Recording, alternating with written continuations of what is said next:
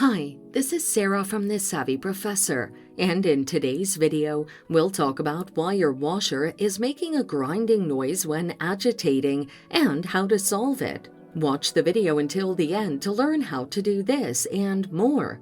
Here are major reasons your washer makes a grinding noise when agitating. Number 1. Issues with the drive motors. Number 2. Dirty or cracked pump. Or number 3. Faulty shock absorbers. Here's how to solve the issues.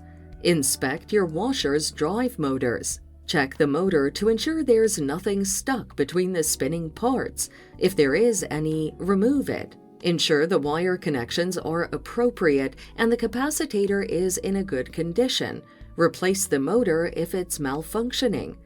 Inspect the pump. Disconnect the pump from your washer and check whether there's noise without the pump. If there's no noise, the pump is the issue. Disconnect your pump and check for any dirt on the impeller. Clean the dirt off using vinegar and a cloth. Replace the pump if it's damaged. Inspect your washer's shock absorbers. Unplug your washer and locate the shock absorbers on the front or rear of your appliance. Check the shock absorbers' condition. If they're worn out, loose, or are leaking, replace them. And there you have it. These are the possible reasons your washer is making a grinding noise when agitating and how to solve them. Thanks for watching. Till next time.